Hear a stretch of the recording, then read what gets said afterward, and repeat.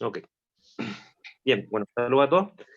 Vamos a continuar la sesión de hoy tratando de evaluar lo que es la exposición humana a contaminantes y cómo uno puede estimar más o menos en base a las propiedades de las sustancias químicas qué tan probable es que representen un riesgo para nosotros. Y dentro de lo que estábamos viendo, lo recuerdo bien rápidamente, ¿no es cierto?, para quien se perdió las clases pasadas. Vimos las principales vías de incorporación al ser humano, que ya la habíamos mencionado, que era la respiración, la ingesta y el contacto térmico. Le empecé un poco a describir de qué depende que una sustancia química se retenga o ingresa dentro de una célula, en términos bien generales, ¿no es cierto? Y cómo eso, ese proceso que es difícil de determinar experimentalmente, más o menos se ha estimado en base a varios parámetros. Respecto a los parámetros de bioacumulación, vimos lo que representa la constante octanol-agua, que es una forma de estimar la afinidad que tiene una sustancia química para con la capa lipídica de la célula y por lo tanto retenerse en esta, entendiendo por lo tanto que una sustancia química que tenga un elevado constante octanol-agua es una sustancia que ya es sospechosa de ser más peligrosa. También vimos la relación que hay entre la constante octanol-agua y el factor de bioconcentración, en base a las correlaciones que se estiman, ¿no es cierto?, de forma que en base a la constante octanol-agua, que es mucho más fácil de determinar y es mucho más fácil de comparar entre sustancias químicas, uno puede estimar más o menos la probabilidad o algo por el estilo, ¿no es cierto?, de que esta sustancia química llegue a la biota. Y también vimos bien rápidamente parámetros de persistencia, el tiempo de desaparición medio y el tiempo de vida media, que yo les mencioné que se tienden a ocupar como sinónimos, y son pocos los artículos que hacen la diferencia, a pesar que la diferencia es bien sutil. Eh, eh, Vimos cómo se va más o menos comparando las sustancias químicas en base a estos parámetros. Les mostré que habían documentos oficiales en donde más o menos norman esto. Muchos documentos son de la OCDE, otros son de la EPA, que van normando cómo se determinan estas propiedades en base a bueno, curvas de vida media, ¿no es cierto? Les mostré algunos ejemplos de antibióticos en suelo. Y luego también vimos parámetros de movilidad, que es lo que vamos a ver hoy, ¿no es cierto? Por cuanto una cosa es bioacumulación, persistencia, movilidad y toxicidad. Esas son las 4 dimensiones que vamos a ver, y hoy vamos a ver la de movilidad y toxicidad. ¿Ya?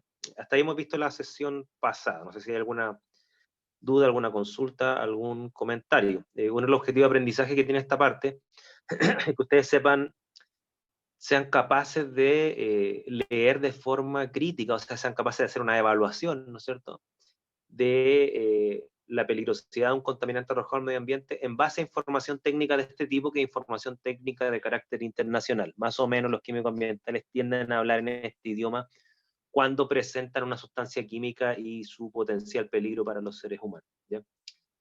De forma que cuando ustedes vean informes técnicos los entiendan, porque ustedes van a ser no los únicos, pero los principales responsables de entenderlo y comunicarlo adecuadamente en la sociedad. ¿Ya? Porque muchos de estos parámetros, no todos, pero muchos de estos parámetros son físico-químicos. Obviamente hay otras profesiones que también se hacen cargo de esto en parte, digamos, pero esto es súper físico-químico.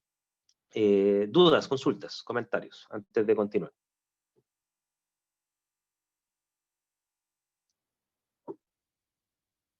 ¿No? ¿Todo bien? Ok. Bien, lo que les voy a mostrar ahora entonces es un parámetro de movilidad, porque una cosa es que una sustancia química se arroja al medio ambiente, que se acumule en la biota, pero para que se acumule en la biota, por ejemplo, en un ecosistema terrestre, esta sustancia debe permanecer en el suelo un tiempo, ¿ya? Y por lo tanto, las sustancias que son más móviles tienen como un doble filo, por así decirlo. Las sustancias que son más móviles, entendamos por móvil que se distribuye en estratos ambientales con bastante rapidez, ¿no es cierto? Son sustancias que, por un lado, tienden a ser menos peligrosas en el sentido de que es menos probable que entren en la cadena trófica, ¿okay? Porque para que una sustancia entre en la cadena trófica debe mantenerse en la base de esta, y para que se mantenga en la base de esta, ¿no es cierto?, debe retenerse, ya sea en el suelo o en el sedimento, por ejemplo. pero por otro lado, una sustancia que es más móvil se distribuye de forma más amplia en el medio ambiente. Por lo tanto, nosotros podríamos tener un contacto más probable con esta a través de, no de la cadena trófica, pero sí a través, por ejemplo, del contacto térmico o de la respiración. Entonces, los parámetros de movilidad, ¿no es cierto?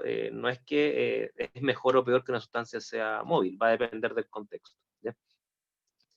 Y al respecto, una forma de evaluar la movilidad es la constante de reparto de carbono orgánico. ¿Ya? ¿Cómo uno puede evaluar la movilidad que tiene una sustancia, por ejemplo, en un ecosistema terrestre? Uno lo que tiene que evaluar es cómo se reparte esta sustancia en un equilibrio entre suelo y agua. Así como en el caso de la constante octanol-agua, nosotros vimos cómo se reparte entre agua y octanol para simular una retención en la pared lipídica celular. En este caso lo que se hace es que se pone en contacto la sustancia química en un equilibrio entre suelo y agua, y se evalúa la constante de distribución, es decir, se evalúa qué concentración de esta sustancia queda en el suelo, qué concentración queda en el agua, y con eso se evalúa lo que se llama la constante de distribución o constante de reparto, donde se entiende que mientras mayor es la constante, más se retiene en el suelo. ¿Ya?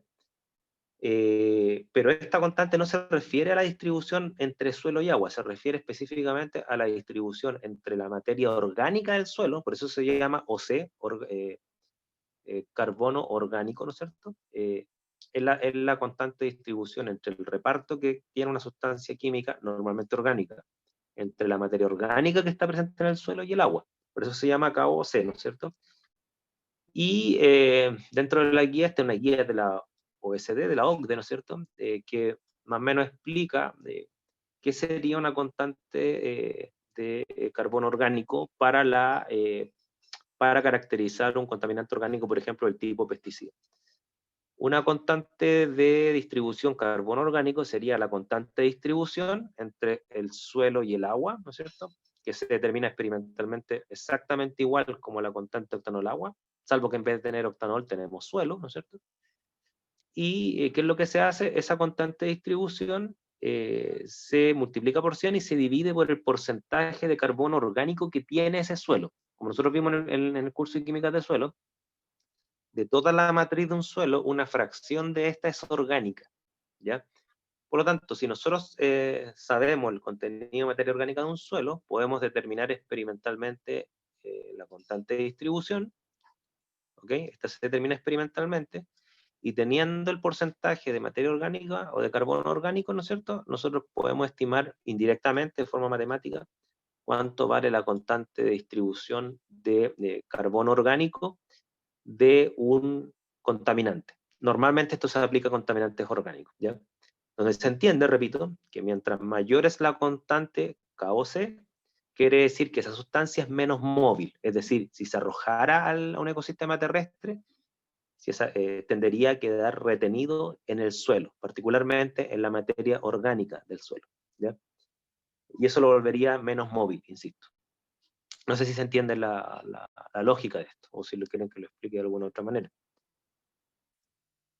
Y esto también se reporta como un parámetro físico-químico de relevancia ambiental para poder hacer evaluaciones más o menos predictivas de cómo se comportaría una sustancia química en el medio ambiente. ¿Ya? Dudas, consultas hasta acá.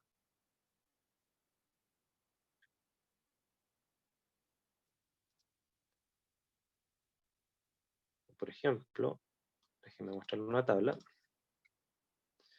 Acá, esto también está tomado del review de antibióticos que yo les mostré. Muestra en la columna a la izquierda los nombres de varios antibióticos con su nombre, digamos, comercial, la fórmula química, la masa molar, y aquí muestra, por ejemplo, lo voy a marcar acá.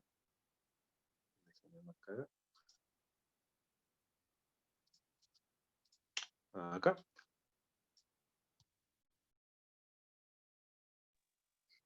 Acá muestra la constante de carbono orgánico, no como valor logarítmico, sino que lo muestra como valor matemático normal. Y si ustedes ven, por ejemplo, hay sustancias químicas que tienen constante de reparto de carbono orgánico bien alto, como esta, por ejemplo, o esta, o esta, por ejemplo, 768.740, tiene un intervalo porque eso también depende del suelo, ¿ya? La distribución es bien grande, uno ve tendencias, ¿ya? Pero uno, ¿qué es lo que ve, por ejemplo? Que este tipo de medicamentos, por así decirlo, tienen una constante de reparto de carbono orgánico bien grande, por lo tanto uno esperaría que si se arrojan al suelo, por ejemplo, van a tender a quedar retenidos en un suelo que sea rico en materia orgánica, ¿ya? Un suelo que es más mineral y con poca materia orgánica no pasaría eso. Por el contrario, hay sustancias químicas que tienen una constante de reparto, ¿no es cierto?, incluso no determinada, quiere decir que es tan baja que no se puede determinar, y normalmente esos son el tipo de sustancia química que ya sea tiene, es muy polar, opción número 1, o la opción número 2 es que es muy soluble por algún tipo de ionización, ¿ya?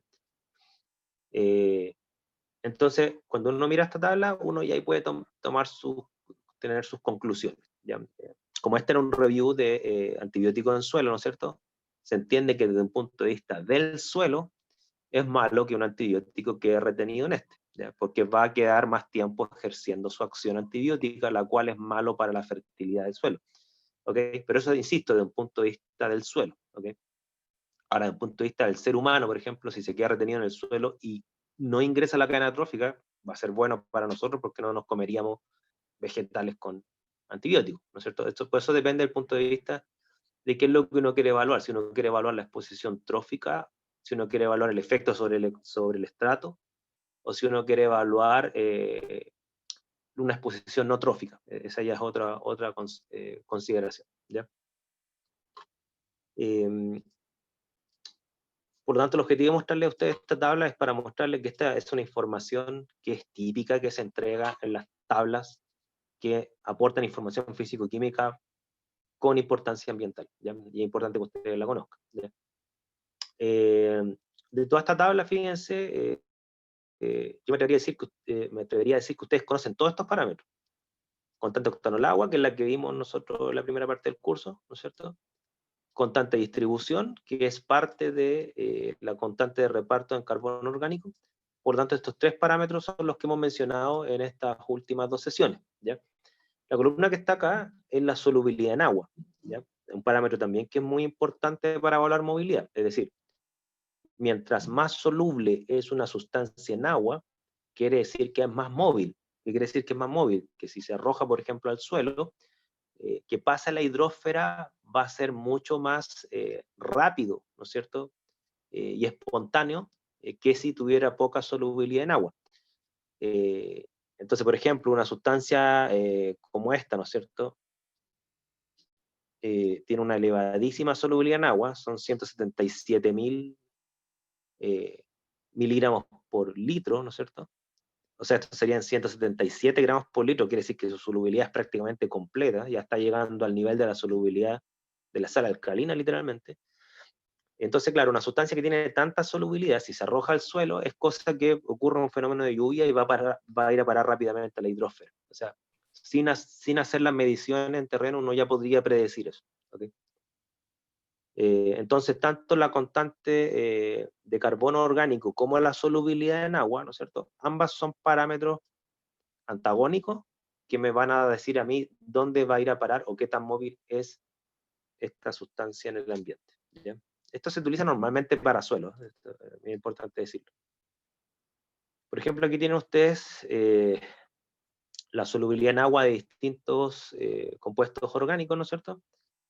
Aquí está el benceno. El benceno está muy normado a nivel ambiental. De hecho, el benceno forma parte de la triada de solventes prohibidos hoy en día, que es el benceno, el tolueno y el sileno. Y algunos incluyeron ahí al etilbenceno también. Le llaman BTX o BTEX, ¿no es cierto? Si ustedes ven las normas ambientales que existen incluso en Chile, está terriblemente normado el aporte de benceno o la descarga de benceno que pueden ejercer las empresas. Y aquí, ¿qué es lo que muestra, por ejemplo? Que la solubilidad del benceno, a pesar que es bastante apolar, a mí me impresiona esta solubilidad, es bastante grande. ¿Ya? Son 1.780 miligramos por litro, o sea, es más de 1 gramo por litro la solubilidad del benceno. sea, quiere decir que el benceno, de un punto de vista de su solubilidad, ¿no es cierto?, es muy probable que, si se descarga, por ejemplo, a un suelo, va a ir a parar al agua una fracción bien importante de. ¿Ya? Aquí la acetona es completamente soluble, o sea, quiere decir que no llegaron a un punto de saturación en condiciones normales. Entonces, cuando uno quiere, insisto, cuando uno quiere evaluar más o menos la movilidad de una sustancia química, es súper importante apelar a estos dos parámetros. Ahora, insisto, no son los únicos, ¿eh? Yo lo que he hecho es elegir los parámetros físico-químicos que más comúnmente se utilizan en reportes científicos y técnicos ambientales. Si ustedes se van a... De hecho, yo ahora estoy participando, de invitado en realidad, para evaluar los tipos de descargas que hay en Puchuncaví. Se armó un equipo bien grande interdisciplinario y nos pasan tablas y tablas de normas y sustancias químicas que se arrojan por distintas empresas, y a uno le piden marcar si uno considera que esas son plausibles de que se arrojen o no, si tiene sentido normarlas para la industria ABC. Y dentro de las tablas aparecen prácticamente todo lo que estamos hablando acá. Ya aparece la sustancia, aparece su solubilidad, aparece su constante octano al agua, ¿no es cierto? Eso es súper, súper común. Ahora avancemos. Aquí, por ejemplo, está la solubilidad de varios pesticidas, y les voy a mostrar la solubilidad de este pesticida, DDT. ¿Ya? DDT, ¿por qué es importante? Lo vamos a ver cuando veamos los compuestos orgánicos organoclorados, pero lo voy a adelantar un poco. El DDT es importante porque, bueno, un pesticida, quien lo sintetizó le dieron el premio Nobel, porque salvó muchas vidas, pero también es muy tóxico. Por eso el DDT se utiliza, a pesar que ya está prohibido en casi todo el mundo, para enseñar química ambiental se utiliza muchísimo, porque fue el ejemplo de lo que es la síntesis de un compuesto orgánico que tenía muchos beneficios, pero después se dieron cuenta con el tiempo que tenía muchos perjuicios a nivel de la exposición humana, ¿no es cierto? Y lo que muestra esta tabla es que la solubilidad del DDT en agua es bastante baja, casi nula, ¿ya? O sea, ¿qué quiere decir esto? Que si se arroja pesticida a un suelo, ¿no es cierto?, este suelo va a quedar con el DDT mayormente retenido en la fase orgánica de este, ¿no es cierto? Por lo tanto, va a ser muy poco móvil. Y claro, y si hay agricultores o personas que viven en ese suelo, van a estar mucho más probable que estén expuestos mediante el contacto con el suelo o, en su defecto, mediante el contacto con vegetales que crecen en ese suelo, ¿ya? Entonces el DDT tenía hartas características que eran negativas, y una de ellas era su baja solubilidad, es decir, las lluvias no arrastraban el DDT, quedaba ahí y quedaba por bastante tiempo. De hecho, la vida media del DDT, no recuerdo si se la mostré, la vida media del DDT es de años, ya, creo que es casi 10 años el tiempo de vida media del DDT. Entonces, si uno toma la solubilidad del DDT con la vida media del DDT, claramente estamos viendo que sería una sustancia que si se arroja en el medio ambiente quedaría por muchos años en ese suelo, lo tendría contaminado por muchos años. Finalmente el DDT se fue reemplazando, ¿ya? No sé si ustedes conocen este pesticida, el líndano. ¿Lo conocen no? ¿Alguien conoce el lindano, no? Este es bien famoso. No, profe. Nadie lo conoce. No, ustedes son de una generación afortunada. Les suena. No, en mi época era terriblemente popular. Este era un pesticida con el cual, el lindano, me estoy refiriendo al lindano, que es un pesticida que cuando yo era pequeño se ocupaba mucho en nosotros, porque era un pesticida que mataba los piojos. En la época cuando éramos pobres, ¿no es cierto? Los piojos eran una plaga muy propagada, era la mitad del curso tenía piojos. Entonces, ¿qué tenían que hacer los profesores? Tenían que literalmente desinfectarnos, por así decirlo. Entonces ahí a todos nos desinfectaban, ¿no es cierto?, para erradicar la plaga de piojos que había en los colegios. Y eso era a nivel nacional, no se salvaba a nadie. Este no era así un tema asociado a que era solamente a los pobres, se le pegaban los piojos, como se decía. Eso se da en todos los colegios. Entonces, bueno, un pesticida que se ocupó por mucho tiempo es el lindano, y tengo entendido que todavía se ocupa. Lo que pasa es que, claro, como las condiciones han mejorado bastante, cada vez hay menos piojos, ¿ya? pero antiguamente era una cosa, pero todos tenían piojos, ¿ya? Como decía la gente, todos tenían menos yo. Nadie quería reconocerlo. Eh, y claro, como toda peste transmite enfermedades, entonces había que controlarlo, si no era una cosa estética solamente, hay que controlar esas plagas que transmiten enfermedades. Claro, el lindano en varias partes del mundo estaba prohibido, ¿eh? En Chile se ocupó y ahora me acaban de decir que se sigue ocupando, pero siempre estos pesticidas tienden a irse prohibiendo porque tienen cierto grado de toxicidad y van saliendo formulaciones mejores. ¿A qué nos referimos con mejores? Que tengan tiempo de vida más corto, que sean menos tóxicos para el ser humano y que sean más específicos para la plaga. Esa es un poco la idea. O sea, el pesticida ideal sería el pesticida específico y que tiene un tiempo de vida de un destello. ¿Ya? O sea, cuál bala entra, llega, mata y se va y no afecta al ser humano. Ese sería el pesticida ideal. Y además esa bala se desintegra. ¿Ya? Sería como el pesticida ideal. Pero no hay. O sea, todos los pesticidas tienen pro y contra. Eh, bueno, fíjense, acá, esto muestra, este es un caso que lo tomé de, bueno, tengo un libro que habla de la química ambiental del suelo y tiene un capítulo especial de pesticidas. Y de este libro yo rescaté esta tabla que está acá, que un poco refleja lo que yo les he querido decir, pero lo refleja ya a nivel de mediciones en terreno, ¿ya? Por ejemplo, esta es la solubilidad del DDT, desde acá, ¿no es cierto? Esta es la solubilidad en agua, muy baja. Y cuando se hace, por ejemplo, se toma muestra, en este caso, en este estudio del año 93, ¿no es cierto? Se tomó muestra en un sector, creo que esto eran suelos centroamericanos, si me no recuerdo. Eh, Muestran que si se toma una muestra de un ecosistema terrestre, ¿no es cierto?, que va a estar distribuido entre la fracción acuosa del suelo, la fracción sólida del suelo y la biota presente en el suelo, por ejemplo, algún vegetal, se muestra que más o menos esta es la distribución porcentual que tiene el DDT en estos tres estratos, y si ustedes se fijan, mayoritariamente el DDT queda en la fase suelo sedimentario, ¿ya? ¿Por qué? Por su baja solubilidad, bueno, aquí no aparece, pero su elevadísima contacto con el agua es tremendamente polar, y esto genera que muy poco pasa el agua y muy poco pasa la biota, ¿ya?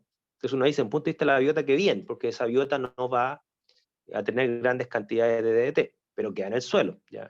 Insisto, y el problema del DDT, y se dieron cuenta después, que por puro contacto dérmico o por respiración, pero mayormente contacto dérmico, el DDT generaba daños bien grandes y era un cancerígeno y después se terminó prohibiendo, ¿ya? Pero bueno, uh, el premio Nobel ya se lo había ganado esta persona. Sin embargo, cuando uno se va a pesticidas más solubles, por ejemplo, aquí está el lindano, ¿no es cierto? Claro, es un poco más soluble en agua, y eso, bueno, bastante más soluble en agua que el DDT, no un poquito más soluble, bastante más soluble que el DDT, y eso va afectando en cómo se distribuye en el ambiente. Fíjense que mientras más soluble en agua es, uno esperaría, por razones lógicas, ¿no es cierto? Lógica para alguien que sabe química, ciertamente, que mientras más soluble es, ¿no es cierto?, mayor es su distribución en la fase acuosa, ¿no es cierto? Aquí, por ejemplo, ya está el 60% de esta sustancia en el agua, ¿no es cierto? Y queda mucho menos en el suelo, y en la biota sigue quedando poco. Pero mientras más soluble es más al agua, menos a la fracción sólida, ¿ya?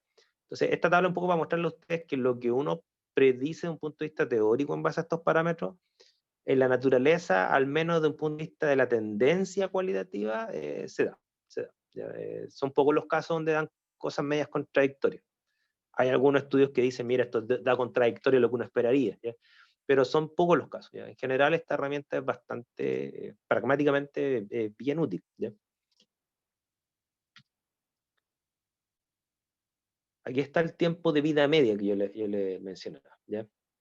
Y fíjense que aquí esta tabla me llama la atención, se nota que esta tabla es bien antigua. Aquí muestra los tiempos de vida media de varios pesticidas. Aquí está el DDT, y fíjense, aquí dijeron tiempo de vida media mayor a 180, ¿ya? Claro, ese artículo era bien antiguo porque yo tengo una tabla que, si mi memoria no me falla, decía que el tiempo de vida media era cercano a los 8 años, el del DDT, ¿ya? Claro, aquí le dicen mayor a 180, quiere decir que la persona que hizo el experimento ya se aburrió ya. O sea, como que ya tantos días esperando que bajara la concentración a la mitad, que ya dio por terminado el estudio, ¿ya? y le puso mayor a 180, o sea, como que me rindo ya, esta cosa es terriblemente persistente.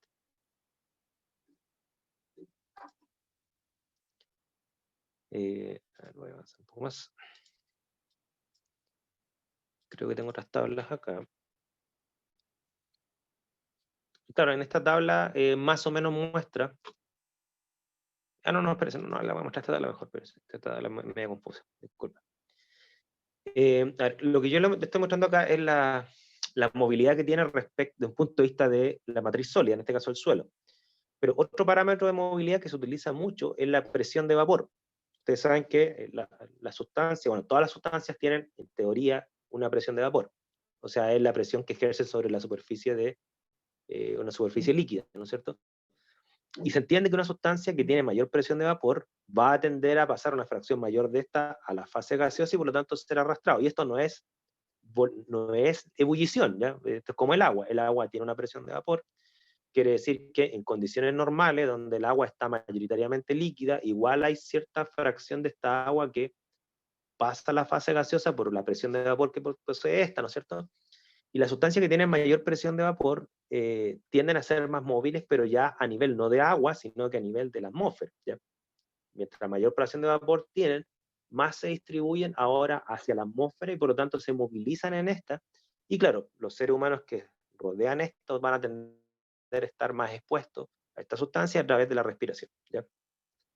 Entonces, por ejemplo, aquí tienen ustedes las presiones de vapor en pascales de varias sustancias químicas que son del tipo pesticida, ¿no es cierto? Aquí está el DDT, como yo les mencioné, el DDT tiene una presión de vapor bastante baja, ¿ok? Comparado, por ejemplo, con este otro pesticida que es 2,4D, ¿no es cierto? Que quiere decir que el DDT en realidad es bien poco móvil, tanto por el lado terrestre, o sea, es poco soluble en agua, como también por el lado atmosférico, tiene una presión de vapor bastante baja, ¿no es cierto? Tiene una muy escasa solubilidad en agua, es altamente apolar y por lo tanto tiende a quedar retenido en el suelo. Y no va a desaparecer en términos del parámetro de T50, por movilidad no lo va a hacer, por vida media tampoco, porque tiene tiempos de vida media extensos, ¿no es cierto? Entonces ahí tienen ustedes un caso de una sustancia química que, claro, ahora es fácil decirlo, en esa época no tenía ni idea, ¿no es cierto?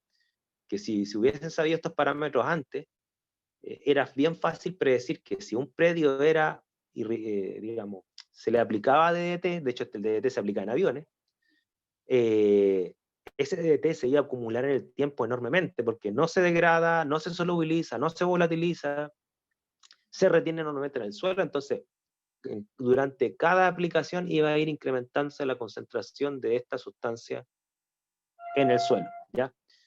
Y además esta sustancia tiene otra característica que es terriblemente bioacumulativa, ¿ya? Entonces se tiende a biomagnificar en la cadena trófica, es decir, va pasando las cadenas tróficas y además va pasando a concentraciones cada vez más altas. Entonces el DDT fue un desastre en términos de los efectos que generó en los seres humanos, ¿ya? Hay una foto que una vez la vi, después se me olvidó grabarla, donde mostraba que me parece que era en la guerra de Vietnam, a los soldados estadounidenses hay una foto donde le están literalmente echando DDT encima a un soldado, ¿ya? Porque controlaba las plagas, creo que eran los mosquitos, los piojos y las pulgas, algo así. Y claro, pues, como transmitían la malaria, ¿no es cierto? Ellos echaban DDT para que los mosquitos no los piquen y no les peguen la malaria, que también es terrible, ¿ya?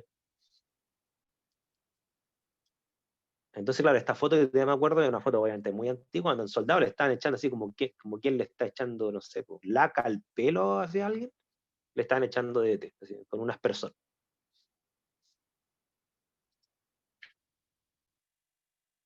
Te voy a hacer también un poco. Entonces aquí tienen ustedes tablas un poquito más completas, ¿ya?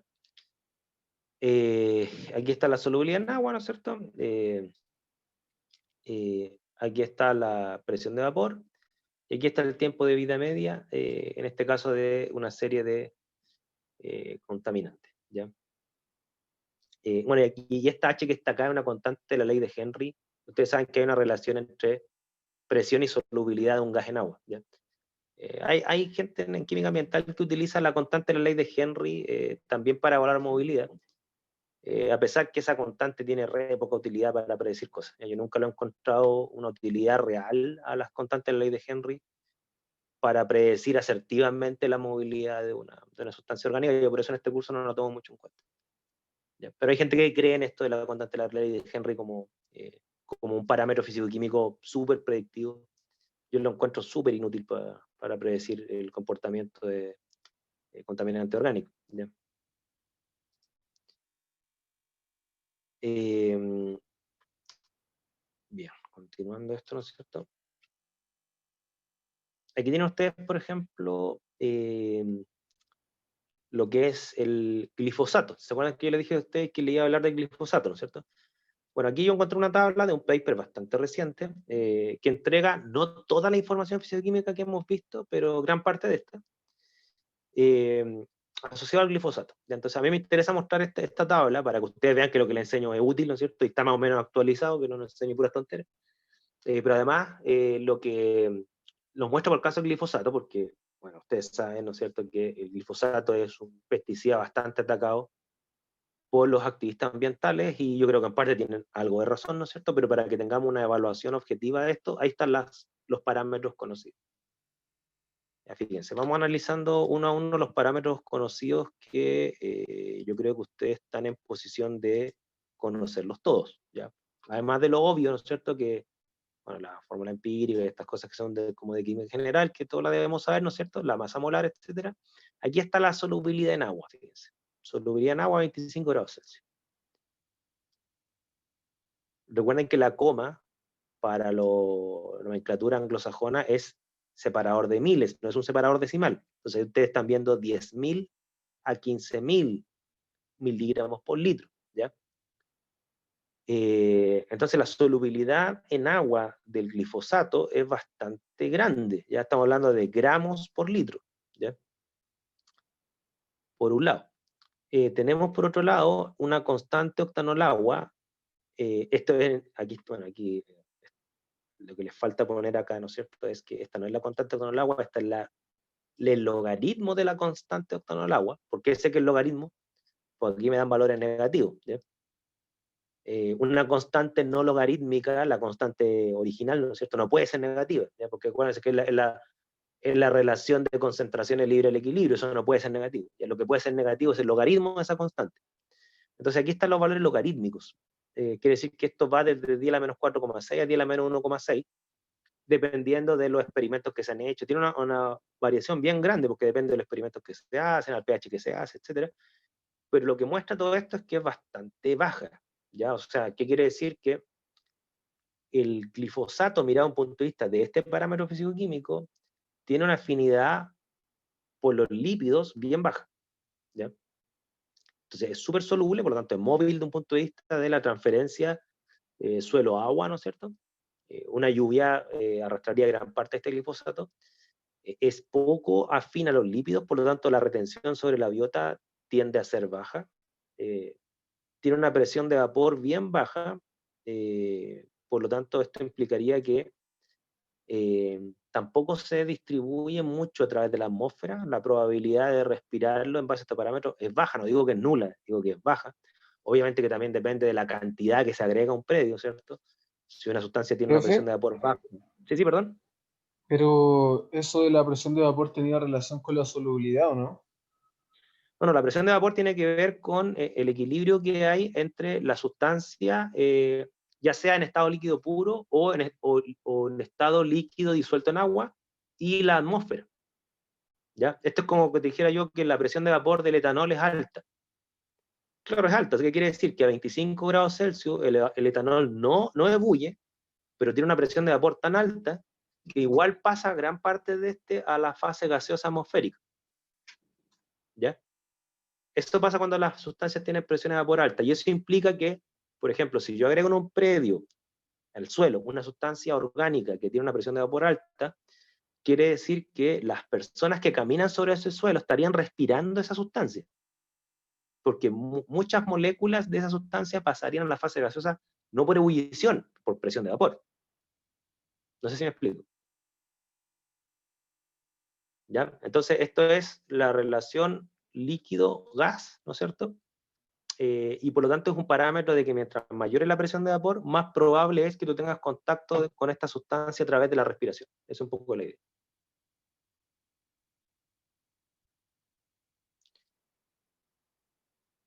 Aquí está la constante de distribución. En este caso sería la relación, ¿no es cierto?, agua-suelo. La constante de distribución es, bueno, me llama mucho la atención que el intervalo que presentan, ¿no? Yo entiendo que depende del suelo también, pero ahí dicen que va de 0,6 a 303, o sea, tiene una retención media, creo yo. Aquí está el tiempo de vida media en suelos, porque recuerden que el tiempo de vida media depende en qué lo mido, ¿no es cierto? Hay gente que lo hace en agua, otro que lo hace en suelo, otro lo hace en sedimento. El hecho es que los tiempos de vida media van de 7 a 60 días, o sea, un tiempo de vida media de meses, semanas o meses, lo cual igual es harto, ahí yo considero que no es poco. Aquí es el tiempo de vida media ya a nivel de fotólisis, o sea, cuando ya está expuesto al sol, ¿no es cierto? Porque también hacer un experimento no expuesto al sol y expuesto al sol cambia bastante la cosa. Ahí los tiempos de vida media bajan bastante cuando uno lo expone al sol porque empiezan a ocurrir reacciones fotolíticas. Aquí dice que no es sustancial, o sea, ni siquiera lo pudieron medir, quiere decir que desapareció bien rápido. Y aquí hay una norma de glifosato, ¿no es cierto?, de la EPA, ¿ok? Está casi todo lo que hemos visto, no sé si ustedes se dan cuenta, ¿ya? Ahora, obviamente que cuando uno dice que el glifosato es bueno o es malo, ¿no es cierto?, la pregunta que uno debería hacer es comparado con qué, porque toda sustancia química, sobre todo las que no tienen origen natural, siempre en algún momento podrían representar un riesgo, y eso va a depender de la concentración, del grado de exposición, de la vía de ingreso, va a depender de muchas cosas, ¿no es cierto? Entonces ahí están los parámetros del glifosato, los parámetros superreduccionistas, estamos claros, ¿no es cierto? Faltan parámetros de toxicidad acá, ciertamente faltan parámetros de toxicidad, para tener un panorama un poquito más completo. Nunca va a ser, digamos, nunca va a reflejar la complejidad del medio ambiente, para nada, pero sí una cosa más o menos aproximada. Eh, entonces, claro, la pregunta es, bueno, ¿el glifosato es peligroso comparado con qué? Hay un dato que aquí no se da, que es cuánto glifosato se agrega a los predios. ¿Ya? Y es bastante, ya es muchísimo lo que se agrega. Entonces, claro, todos estos parámetros que desde mi punto de vista se ven como bien, lo voy a poner como un adjetivo bien humano, ¿no es cierto? Pero para que me entiendan, se ve como bien amigable estos parámetros, no se ven parámetros tan amenazantes desde un punto de vista físico-químico, que no se ven una baja solubilidad, no se ve un tiempo de vida muy grande, la constante de octano del agua es bastante pequeña, ¿no es cierto? Todos estos parámetros siempre hay que ponderarlos con dos parámetros que faltan acá. Número uno, ¿a qué concentración se agrega esta cuestión? Y número dos, ¿qué tan tóxico es? Súper importante. ¿Qué tan tóxico es el glifosato? Eso todavía no lo hemos visto. ¿Dudas, consultas? Este es un rollo ambiental, ¿eh? Por eso salen como las constantes justas las que estamos hablando ahora en el curso.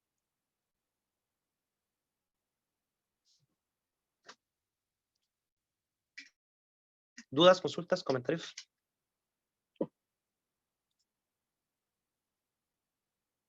Bien, hablemos entonces de toxicidad. ¿Ya? Les recuerdo, hemos hablado de bioacumulación, persistencia, movilidad, ¿no es cierto? Y ahora vamos a hablar de toxicidad.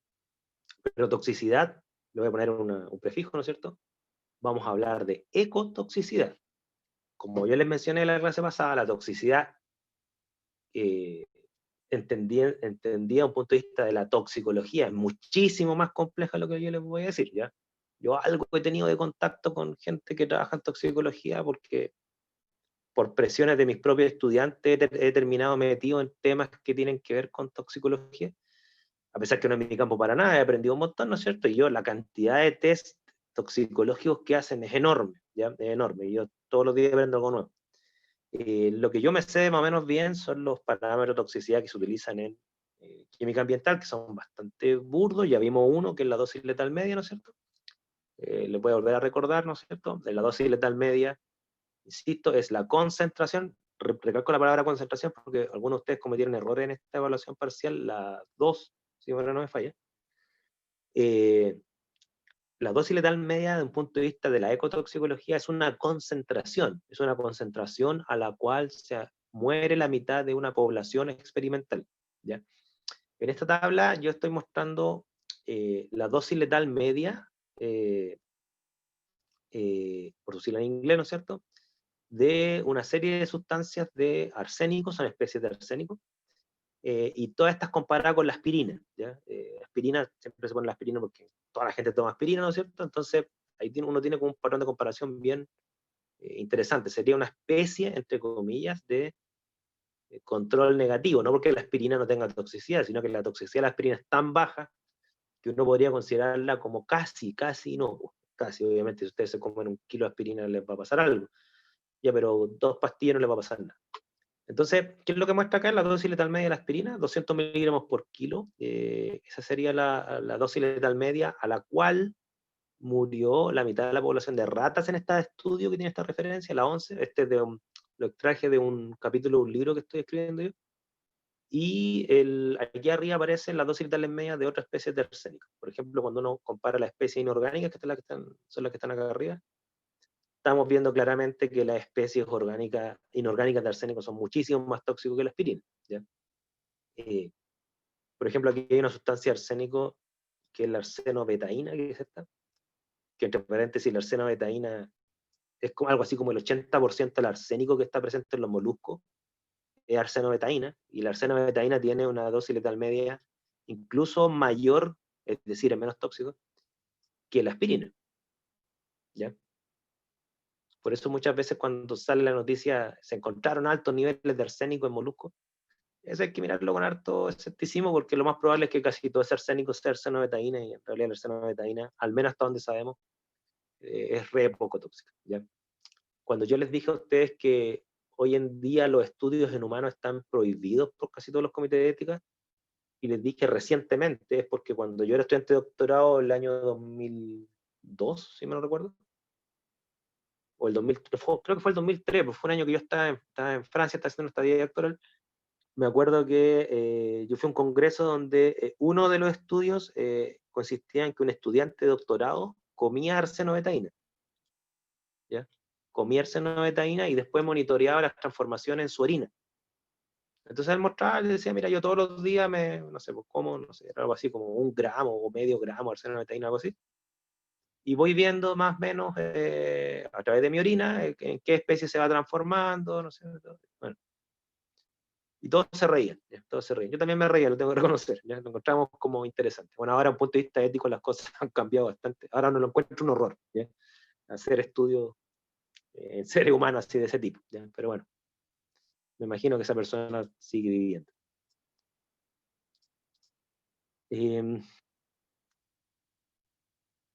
Ahora, otro parámetro que les voy a mostrar, y este es bien interesante, se los voy a mostrar para que ustedes, si es que tienen mentalidad de curiosos, ¿no es cierto?, curiosas, yo creo que se van a entretener bastante con esta ficha que se las voy a subir al grupo, ¿ya? Hay un parámetro, o sea, no un parámetro, en realidad es una clasificación que hizo la Organización Mundial de la Salud a través de su agencia, la Agencia Internacional de la Investigación del Cáncer, la IARC, ¿no es cierto? La IARC estableció otro parámetro de toxicidad que utilizan mucho las ciencias ambientales, muy utilizado, y ese parámetro de la IARC, que repito, depende de la Organización Mundial de la Salud. ¿Por qué repito esto? Porque hay agencias que son, por ejemplo, exclusivamente europeas que hacen clasificaciones similares. Esta agencia, la IARC, que es la más citada en los estudios ambientales, hizo una clasificación, ¿ya? Y esa clasificación son en realidad le llaman agentes. ¿Por qué le llaman agentes? Porque no todos son sustancias químicas. Aquí, por ejemplo, también hay virus, ¿ok? También hay virus, también hay bacterias, y existen sustancias químicas, ¿ya? Las cuales, en base a estudios, ¿no es cierto?, científicos, las clasifican en base a 4 grupos, ¿ok? El grupo 1 es el que se llama grupo cancerígeno a humanos, ¿no es cierto? Vamos a ver más adelante que lo que se entiende por cancerígeno humano es que existe evidencia concluyente de que son cancerígenos para humanos, ¿no es cierto? Y en la ficha Excel que tengo, creo que aparecen estos números. Hay 121 agentes, de los cuales la mayoría son sustancias químicas, la mayoría, que están clasificados en categoría 1. No quiere decir que no hay más, obviamente que hay más, pero esas las clasifican por cuanto son súper comunes que la gente se exponga a estas, en el fondo ese es un criterio que los cuales eligen esto. O sea, obviamente que pueden ser cancerígenas muchas cosas, pero aquí ponen las que son, digamos, sustancias comunes en la sociedad. Están el grupo 2A, que se pone como probablemente cancerígeno en humanos. Normalmente es el tipo de sustancia que tiene evidencias de carcinogenicidad en ratones y tiene evidencias estadísticas, aunque no mecanismos comprobados en humanos, ¿no es cierto? Está el grupo 2B, que es posiblemente cancerígeno en humanos, que eso está basado meramente en correlaciones de datos, mayormente en estudios experimentales, pero no hay nada demostrado en estricto rigor, son como sospechosos.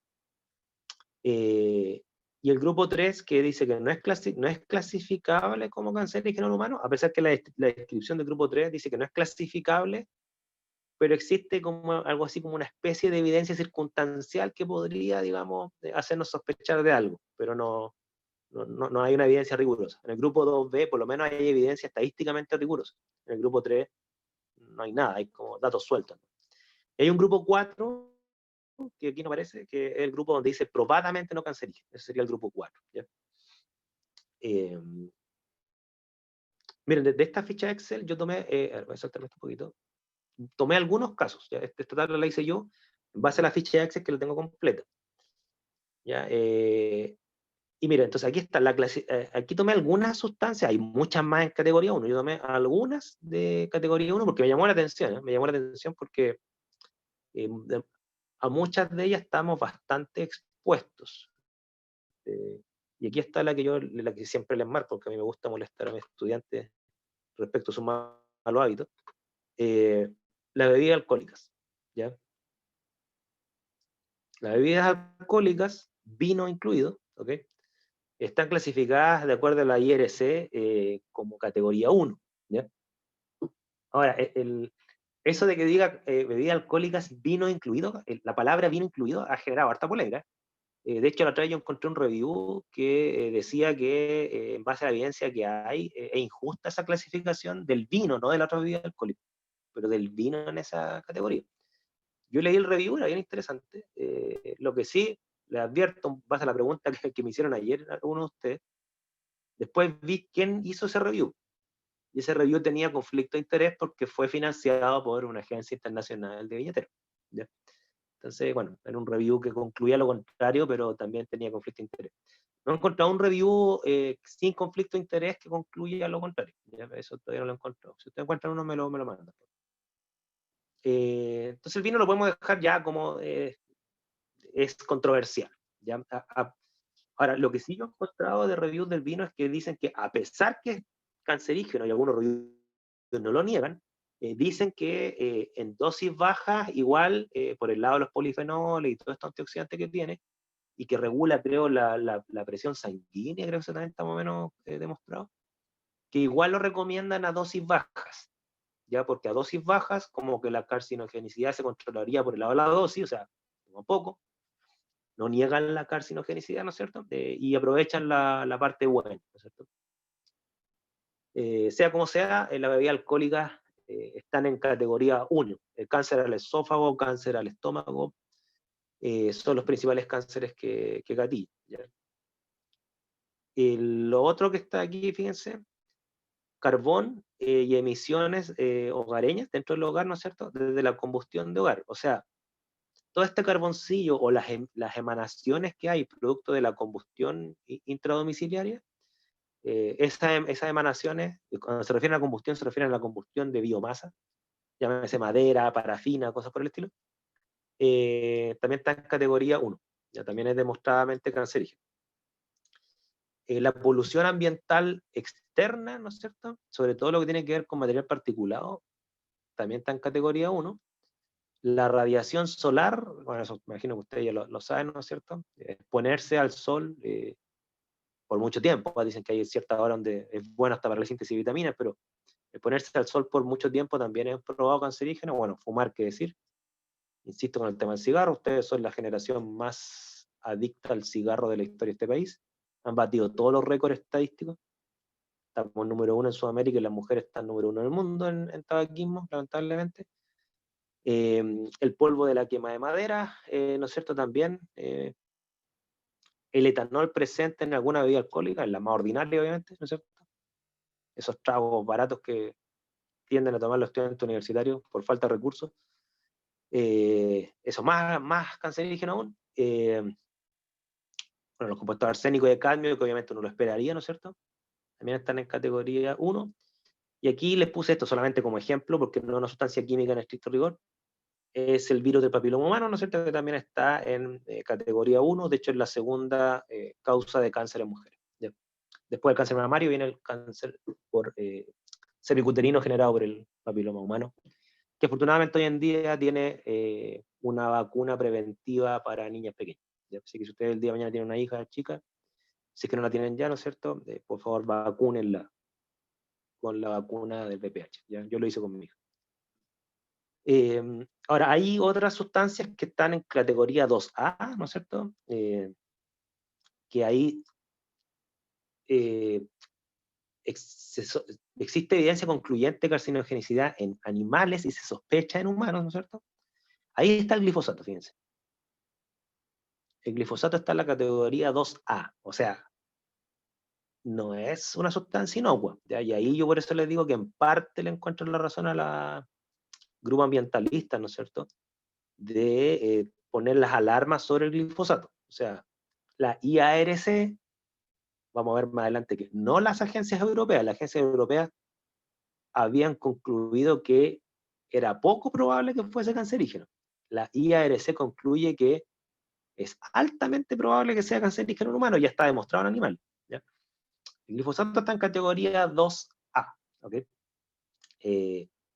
Fíjense que yo marqué este, que voy a marcar en azul. Este me llamó la atención, de hecho me va a hacer cambiar un hábito. Los brebajes a temperaturas altas. También se sospecha de carcinogenicidad. O sea, los que les gusta el té, está bien, pero muy caliente, tengan cuidado. ¿Ya? Y le llaman té de elevada temperatura, ¿no es cierto?, sobre 65 grados. ¿Ya? Yo tengo re poca tolerancia a la temperatura, así que lo más probable es que yo a 50 grados ya esté soplando el té. Pero hay gente que le gusta tomarse las cosas hirviendo. ¿Ya? Entonces, tengan cuidado con eso. Ya está en categoría 2A. O sea, quiere decir que ya hay evidencia en animales y hay correlación estadística en humanos que nos está llevando a concluir que es altamente probable que sea cancerígeno para humanos los tragos de alta temperatura, té, café incluido. Y este que marqué acá, que está en categoría 2B, ¿okay?, quiere decir que hay muy buena evidencia, pero a nivel estadística, pero no hay nada demostrado a nivel de mecanismo, ni en humanos, ni en ratones, o animales en general. Fíjense, aquí me desayuné con esto, los extractos de aloe vera, que yo pensaba que eran terriblemente buenos, y aquí dicen que los extractos de aloe vera, pero se refieren a la hoja completa. Quizá hay gente que no toma toda la hoja, sino que extrae lo que se llama la carne de la aloe vera, que sería como la parte más interna. Pero el extracto completo parece que no es nada muy benéfico como se vende. ¿Ya? Y la gasolina. ¿Ya? La gasolina. Aquí, bueno, nadie me pregunta si consumí bebidas de aloe vera entrarán. No me atrevería a responderte, Naya, porque va a depender de cómo hicieron ese extracto. O sea, si tomamos esta información como una alarma, ¿no es cierto? Si esa bebida fue construida mezclando extractos de aloe vera de la hoja completa, porque ahí dice un poco ahí, claro, lo que nos dice la evidencia es que en realidad todo el vegetal completo, ¿no es cierto? Eso sería, digamos, no muy bueno, ¿ya? Claro, y ahí uno se ya, bueno, ahí nadie te acaba de dar cuenta que lo natural es bueno, eso es una ideología, ¿ya? En general, las cosas naturales tienden a ser inocuas, ya obviamente, si las cosas naturales fuesen dañinas para nosotros, no hubiésemos evolucionado en este medio ambiente. O sea, estamos claros que en general las cosas naturales es poco probable que nos hagan daño. Pero de ahí a llevar a enarbolar la bandera que todo lo natural es bueno, eso es mentira. Eso es mentira. Bueno, aquí lo estamos viendo con el aloe vera, pero bueno, hay hongos que los pueden matar, hay veneno en la naturaleza que los pueden matar, ¿no es cierto? Así que, de hecho, fíjense que en esta lista, se la voy a subir al grupo de WhatsApp, es un Excel. Yo bajé el Excel y ahí en el Excel con una tabla bien grande aparece el mate, aunque el mate aparece creo en categoría 2B, si mal no recuerdo. ¿Ya? Y el mate que tiene hay culturas enteras, sobre todo entre los argentinos y los uruguayos, que como que el mate es una cosa diaria, ¿ya? Y el mate ahí lo ponen como sospechoso en algunas cuestiones, así que yo... Entonces, le insisto, yo extraje algunos ejemplos de esta tabla, como un poco para llamar la atención, porque hay cosas que uno intuitivamente no lo hubiese dejado fuera de esta lista, y aparecen en esta lista. Y insisto, la IARC compila la mejor evidencia, ¿ya? Entonces, claro, yo tiendo a hacerle caso a esta tabla, o sea, obviamente que se puede equivocar también, pero es mucho menos probable que se equivoque la IARC a que me equivoque yo. O sea, lo más probable es que uno, como persona, como individuo, es más probable que tome malas decisiones en base a información de mala calidad, que es lo que genera la IARC. Entonces yo tiendo a, además me viene en serio esta tabla, ¿ya? Yo esta tabla indirectamente he tenido algo que ver, porque yo estoy investigando, como les mencioné en su momento, yo estoy investigando la ecotoxicidad del óxido de antimonio 3. Esa es como parte de mi línea de investigación. Y en parte la evidencia que he generado yo con otras personas, obviamente, está en disputa si el óxido de antimonio 3 pasa de aquí para acá, de 2B a 2A. ¿Ya? Y claro, el hecho que pase de 2B a 2A es que hay que aportar evidencia en animales al menos, ¿ya? Y nosotros ya hemos aportado alguna evidencia en animales. De hecho, está pasando de 2B a 2A. De hecho, el capítulo del libro que estoy escribiendo, que yo les mencioné, tiene que ver un poco con esto, con la exposición humana a antimonio, ¿no es cierto? Y la evidencia que hay, me pidieron escribir un capítulo ese libro. Y claro, yo he ido a congresos y hemos tenido ahí discusiones, ¿no es cierto? En este momento yo supe que el óxido antimonio 3 estaba en categoría 2B y que estaba en discusión pasar a 2A, porque ya se estaba generando suficiente evidencia para decir que en realidad este tema de la toxicidad en animales ya está más o menos listo. Y ahí estamos, como la comunidad, así como el Señor de los Anillos, la comunidad del antimonio somos poquitos, ¿no es cierto? Claro, nos conocemos casi todos, entonces cada vez que uno saca un paper, ahí los otros lo comentan, ¿no es cierto? Y sabemos los pros y los contras de los papers nuestros, así que por eso les digo que estoy más o menos metido en esta tabla. ¿Ya? Y yo cuando fui a un congreso de este tipo de sustancias químicas, los metaloides, claro, iban representantes de industriales que venden el óxido antimonio 3. El óxido antimonio 3 es un producto industrial, ¿ya? A diferencia del óxido arsénico 3, que son como desechos normalmente. El óxido antimonio 3 es un producto industrial que se utiliza en los extintores de fuego. Entre otras cosas, no sé, se utiliza para otras cosas, pero uno de ellos es. Ahí los representantes de empresarios de compuestos de antimonio, ellos presionaban para bajarlo a categoría 3. Y ellos iban con sus científicos a presentar su opinión, porque no presentaban estudios, presentaban opiniones. Y ahí se agarraron a pelear con nosotros y todo. Era bien entretenido ese congreso. ¿Dudas, consultas? ¿Dudas, consultas? ¿Algún comentario? Bueno, entonces en conclusión, no beban alcohol, no fumen, no tomen bebidas calientes, aléjense de los tractos de aloe vera. El olor a gasolina es exquisito, pero no abusen de esto y eviten hacer asados. O sea, estoy prohibiendo todo. No hagamos nada, exactamente, no hagan nada. Y siempre he dicho, la ciencia les da información, no les dice qué hacer en su vida. Les dice, esto es peligroso. Ustedes verán qué hacen con su vida, pero por lo menos tomen decisiones informadas. Eso es lo que respecta a mí. Eso, dudas, consultas, comentarios.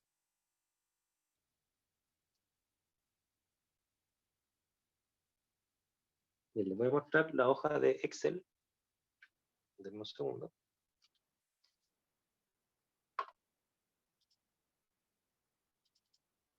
Aquí está la hoja de Excel. ¿La están viendo ahí? Sí, sí, la están viendo ahí. Estoy viendo.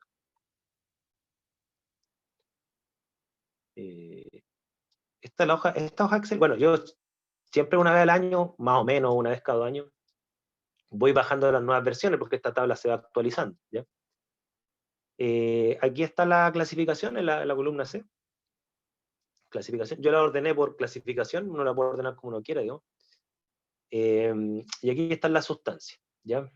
Mira, había una... Aquí está la clasificación.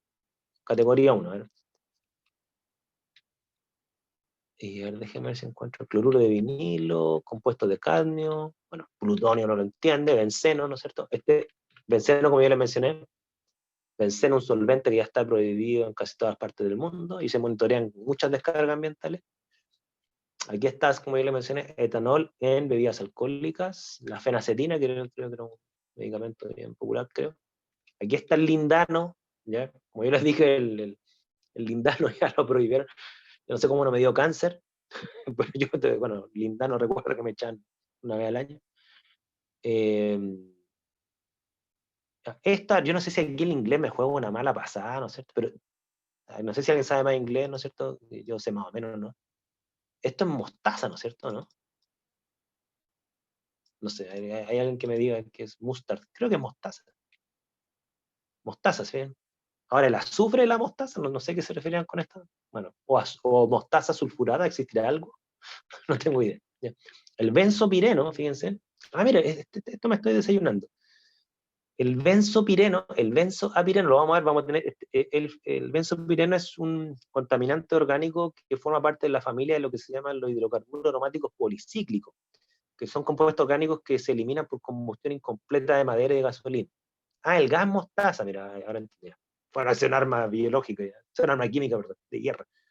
Ya. O sea, no es la mostaza del alimento, menos mal, ya me asusté. Dije, como hasta la mostaza es cancerígena, me asusté. Qué bueno que ahí fue el inglés me jugó una mala base.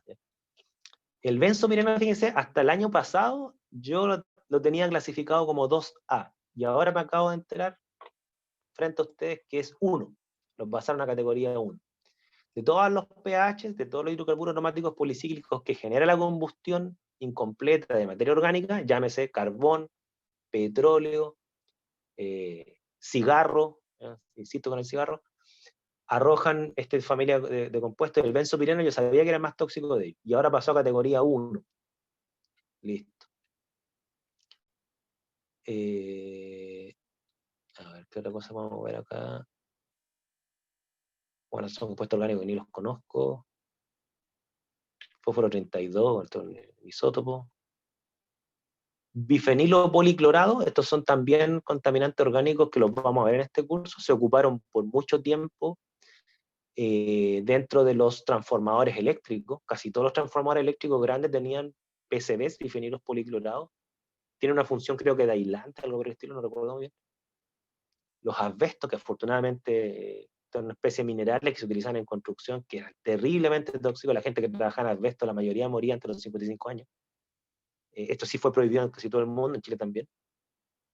A pesar que todavía quedan algunas construcciones antiguas que tienen asbesto, y cuando detectan asbesto dentro de una construcción, sacarle el asbesto a una construcción requiere todo un protocolo terriblemente aislado de esto, porque el asbesto tiene como una especie de espigas inorgánicas que entran a los pulmones y quedan insertas ahí y no salen con nada. Por eso le decía que la gente que trabajaba en asbesto trabajaba con una sentencia de muerte. ¿Ya? No pasaban los 55 años. Polvo de madera, bueno, radiación UV obviamente. Aquí el tabaco, fíjense, se refieren tanto no fumado, fíjense, fumado o fumado de segunda mano, ya sea los fumadores pasivos, podríamos decir.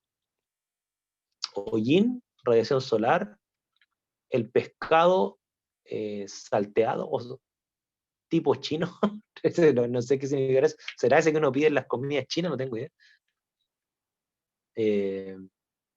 La industria del caucho, bueno, las dioxinas, que bueno, ahí les voy a mostrar un caso de un político ruso que casi lo matan con dioxina. Materia particulada, etcétera. ¿Ya?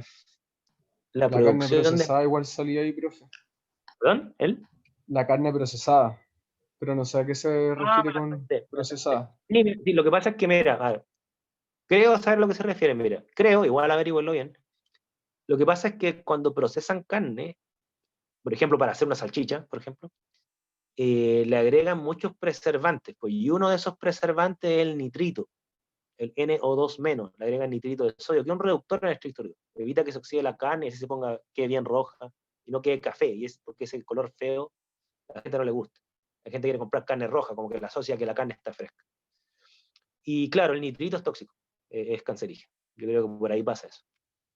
¿Ya? A pesar de que las carnes rojas en general siempre se le ha dado bien parámetros de toxicidad bien malos. De hecho, yo no he encontrado ninguna así como manual científico que recomiende el consumo de carne roja en general. Bueno, hepatitis C, hepatitis B. Aquí bueno, ustedes son muy jóvenes, pero para las terapias posmenopáusicas, ¿no es cierto? También hay como algunas hormonas que utilizan las mujeres, sobre todo en la etapa menopáusica, no están bien vistas, ¿ya? No están bien vistas. Tienen su clasificación 1, fíjense. Bueno, y ahí ustedes lo pueden ir buscando, esta tabla es bien entretenida. Saben que yo me pego con esto, como que me entretengo tanto viendo estas cuestiones.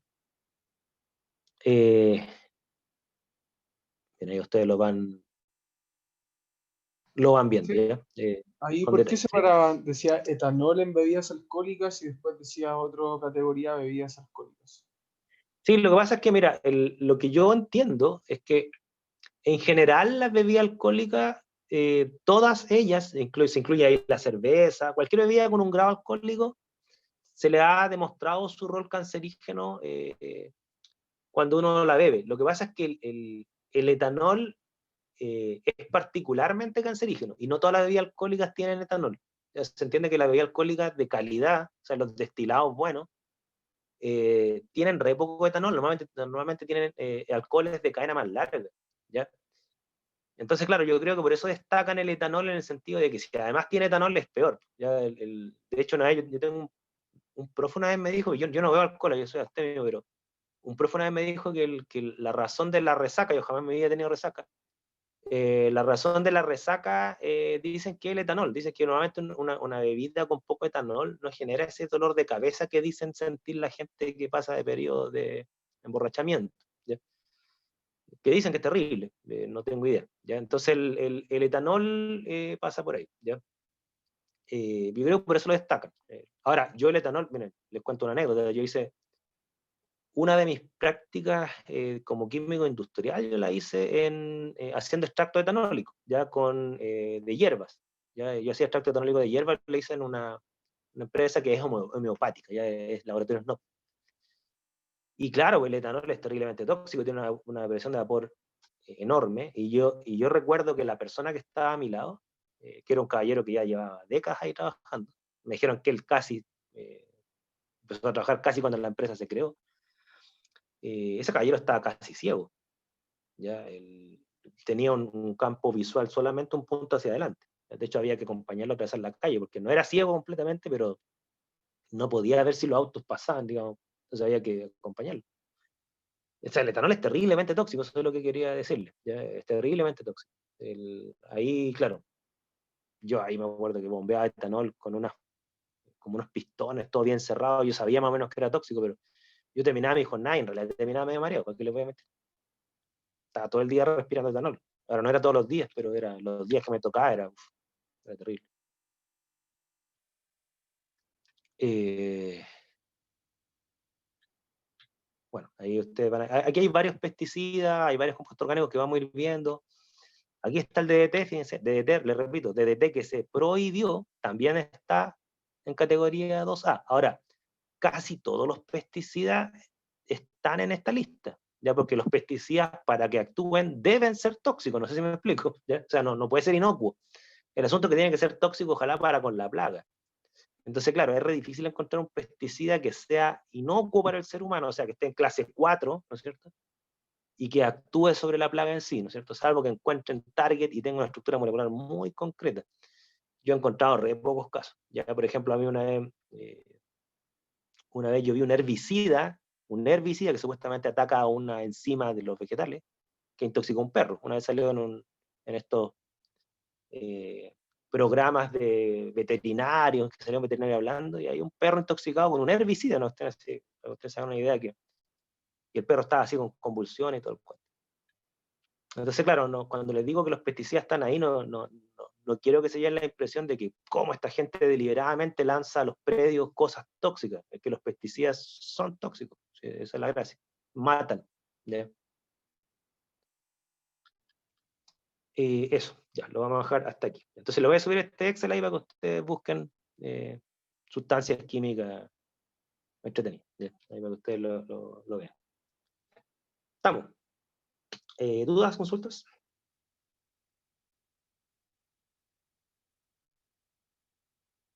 ¿No? Ya.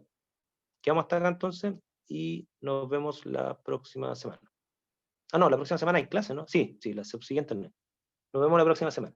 Que estén bien, cuídense. Chao, chao. Chao, profe.